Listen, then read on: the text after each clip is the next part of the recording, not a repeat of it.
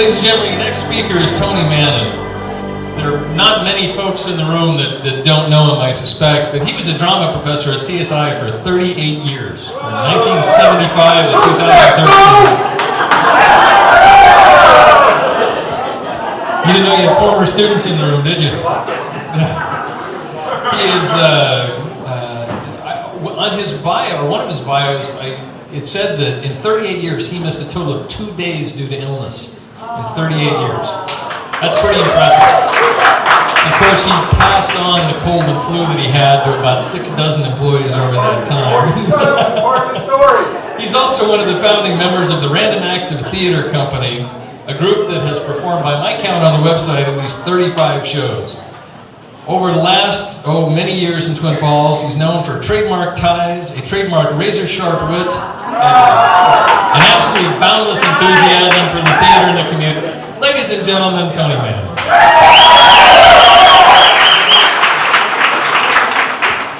I wasn't going to use the microphone, but Rita Sell says I have to, so I'll use the mic here, okay? I know. Before I start, anybody in this room ever been a patient of Dr. Chris Scholes? Did you realize he was better at improv and speaking than he is? He just burned my head in like 4 places the other day. Thad never did that. Oh, yes.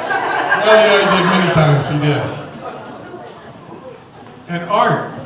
Now I'm going to mention the Scholes family again. I saw that balloon bicycle thing you had. Folks, do you know how much those damn things cost? Now, your son has like $15,000, $20,000 worth of those things in his basement. Thad and I were up there this weekend for the Simplot Games, and Scott takes us down to the basement, and there's a bicycle. It looks like a bicycle to me. It's $10,000. $10,000. And I thought everything would be life-affirming and uplifting tonight. Oh, God. And I get to follow you? That was wonderful. Thank you so much for sharing. Thank you so much for sharing. It's a story we should all hear, and we should all thank goodness for the lives we've had. Right? Right. But anyway, having said that, a lot of this tonight will be about me. Well, you know, you're right. But I hope that the things that you learn tonight or listen to me tonight will help some of us in some small way, maybe the younger folks, maybe the older folks, but not necessarily the older folks, as far as keeping on in life itself, okay? Now what I want you to do right now is get a person next to you, and I want you to finish this sentence with that person. Because I'm going to ask you this again in about, Jim, in about 11 minutes? Okay. I want you to say to that person, I want you to finish this sentence. All you can do is, don't say it out loud, don't say it out loud. Share that with the person next to you. You got 30 seconds, go. All of you, go. All you can do is,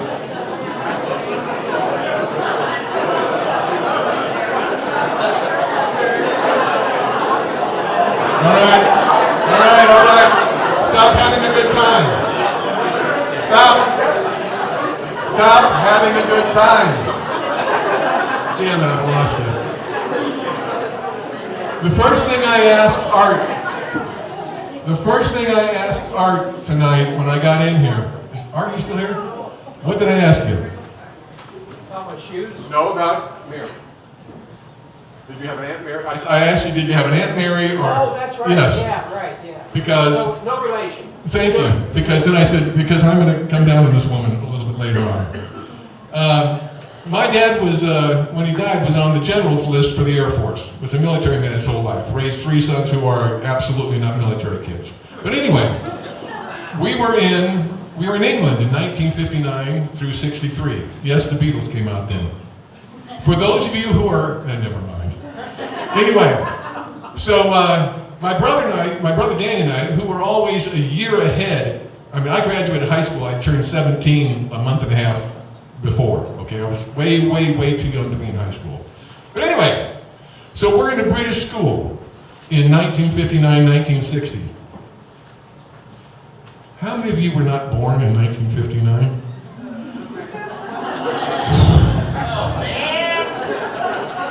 Oh, no. You sit down, Jay Bride. You look much older. But anyway, so my dad wanted us to assimilate into the British culture, so we went to a British school, okay? And it was so easy. Life was so easy, never studied. And my brother Danny and I, who's a year older, and my absolute best friend in my whole life, we slept in the same bed together for 13 years, wore the same underwear, people who have siblings the same age. You know, my mom, she used Clorox, come on. But anyway, so we graduated absolute very top of our class. This was me in the 7th grade. We go to the American school, the Department of Defense school, and Mary Hogue, yes, that was that miserable piece of whom's name.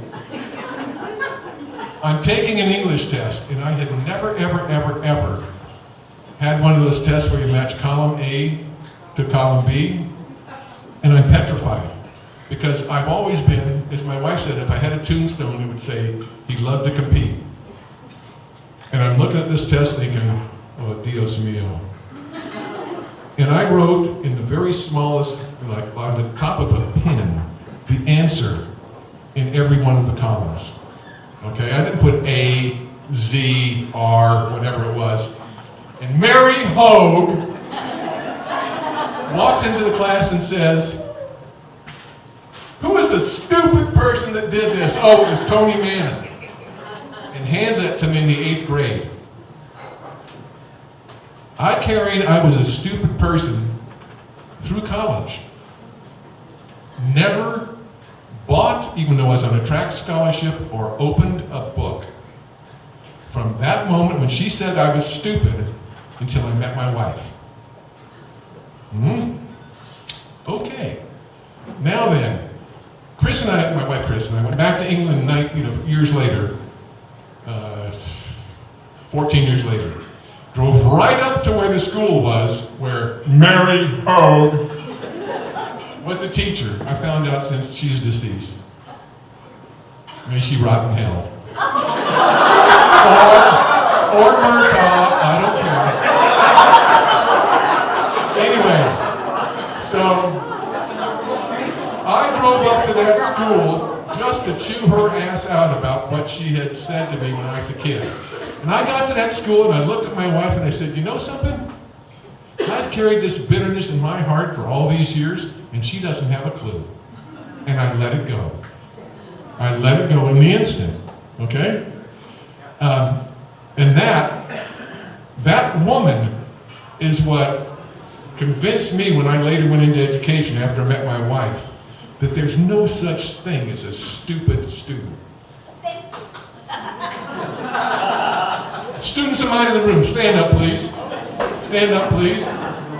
Look around folks. These are my kids. These are my kids.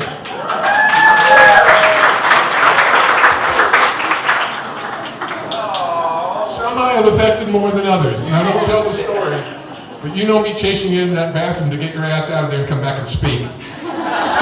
Scared to death she was. Room 102 in the Shields building a little bit years ago. Anyway, so I want to cut ahead to, it's 3 years later. I am, again, the laziest student on the face of the planet. I mean lazy. Folks, I graduated with a 1.8 in high school.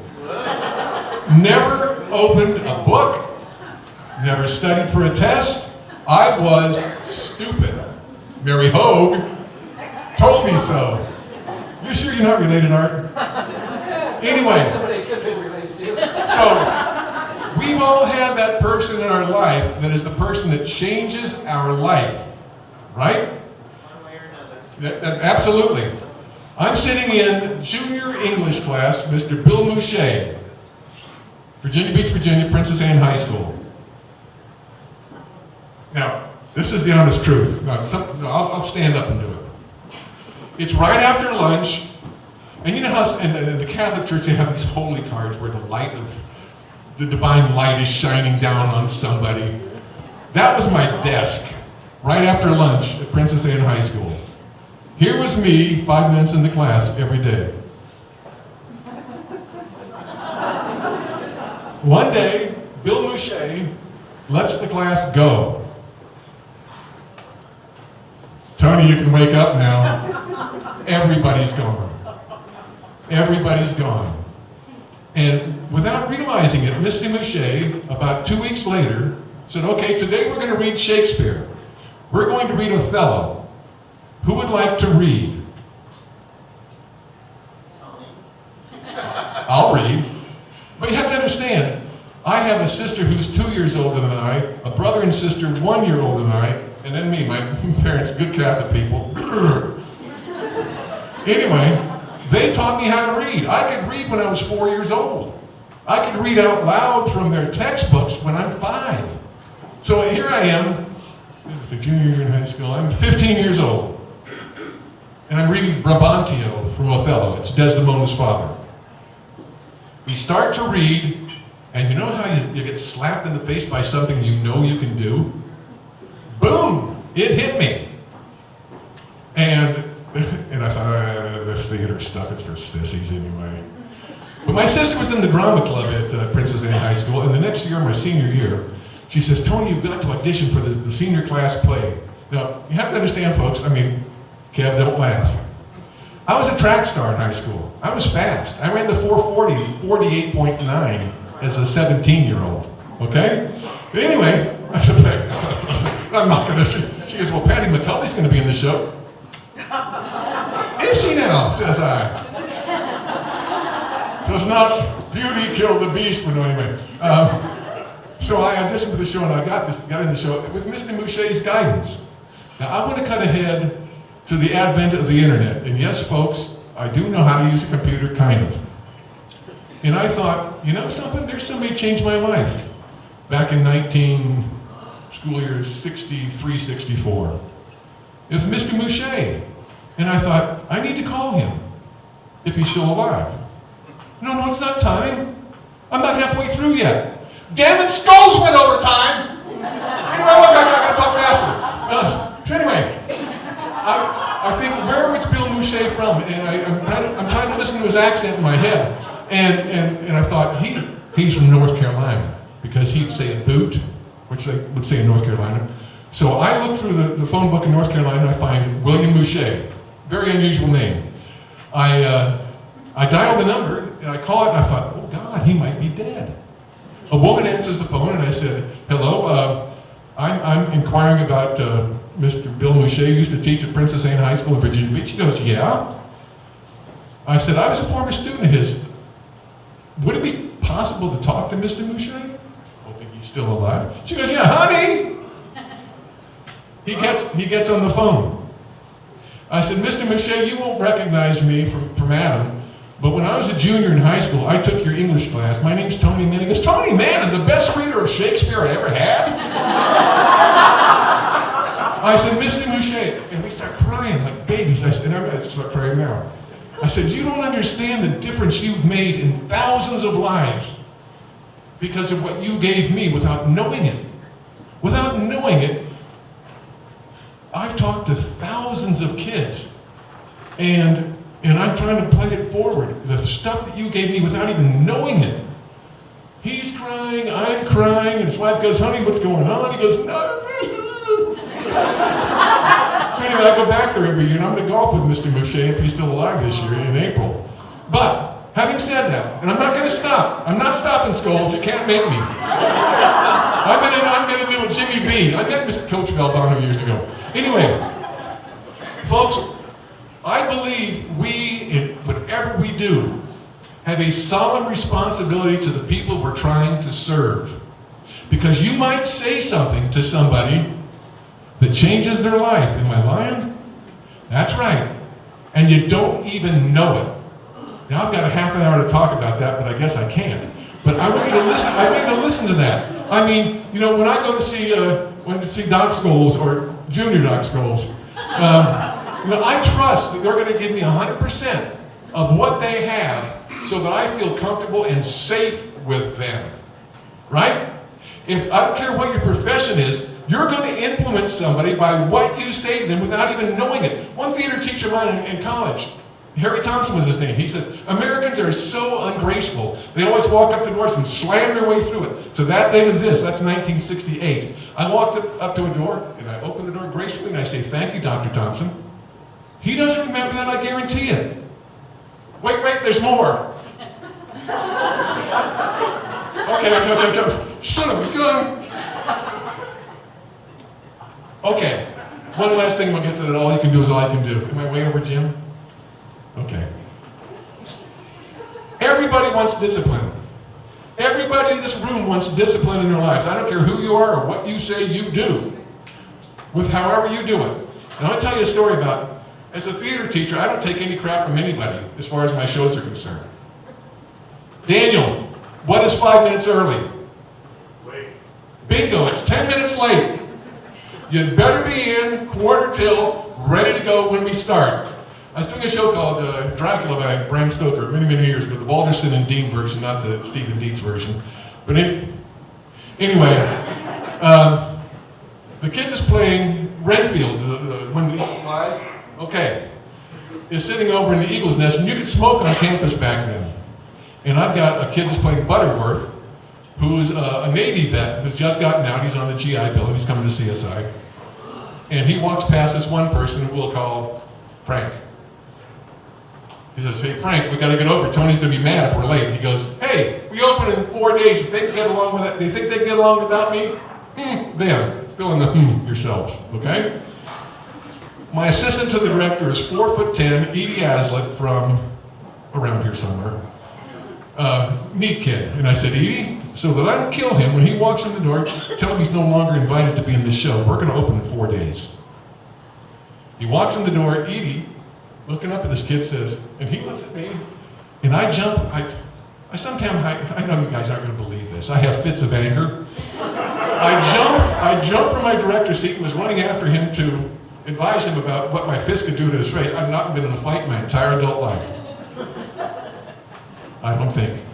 Anyway, the kid comes to me the next day after I replaced him with Joe Requa. Know Joe Requa? Great actor. And he says, I'm so sorry, let me make it up to you. And he did. I hadn't heard from this kid in 20 years, and my friend Doug Mon says, Tony, there's somebody that wants to talk to you. He says, you saved his life. Well, who's that? And I'll call him Bob. And I went and visited Bob, and it was this kid I kicked out of the show. And he said, because you did that to me and you talked to me about life its own self, life became easier and I became an organized person. And I thought, didn't know I'd done that. One last story, I promise, one last one. This is how communication can save your lives, folks. I was talking with my very good friend, Judd Harmon, who unfortunately lost his dog yesterday, but Judd was out at my house and I'm commiserating with him. And he's talking to me, he's taken all my communication classes at the college about, boy, this class really affects lives. Because I've always said in my communication class, it's proven that we always need to talk to one another. We need to. We need to talk or we will die. So, people who've taken my communication speech class know that I, on the first day of class, have everybody get up and introduce themselves to everybody in the class. And I had, we'll call him Bob, sitting in the back of the room. Bob's about my age, okay? And we're talking 1990, so it's 18 years after our involvement in Vietnam. Bob won't move, and being, the genius that I am.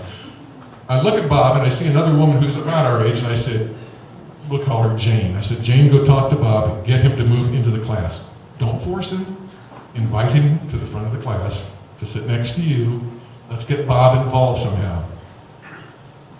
Here's Bob. Sits down next to Jane in the front of the room. Okay, so we're doing informative speeches.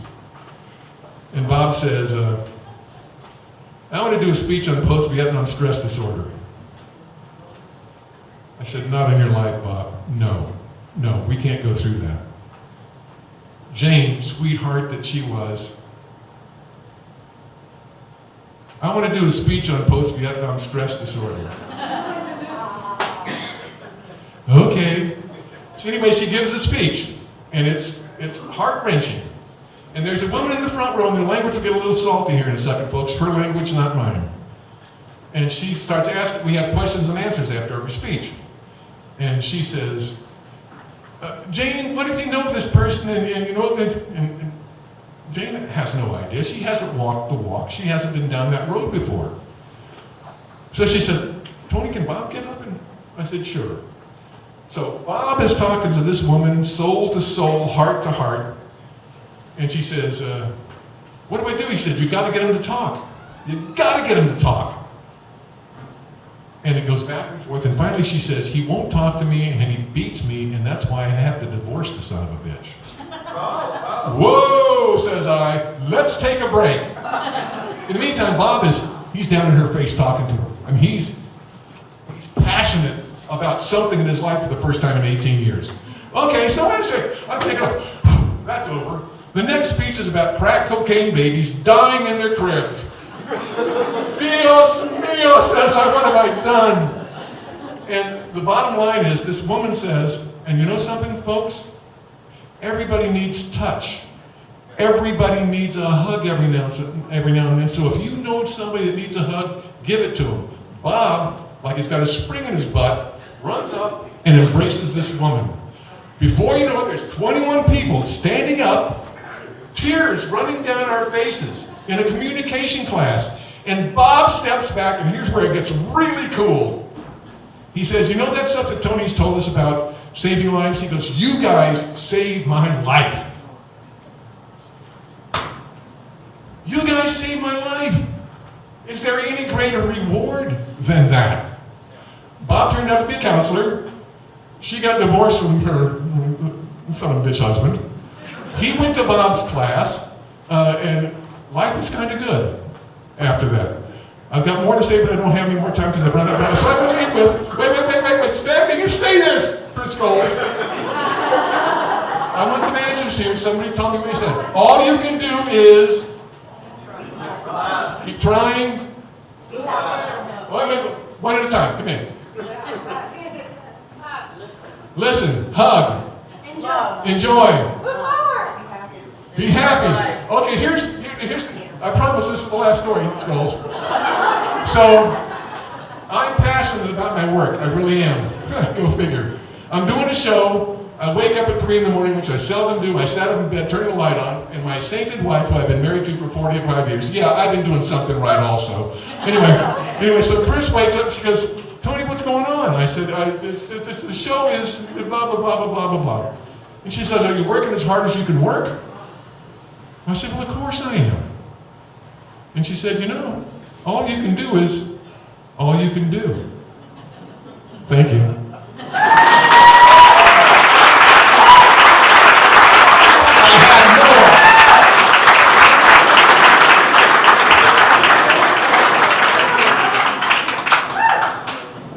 Okay. There's more if you want later on. My confession is, number one, I was incredibly happy when Tony was selected and agreed to be part of this. And number two is, I knew there was absolutely no shot in hell that 15 minutes was going to hold it. Thank you, Tony. One more for Tony Mannen, please.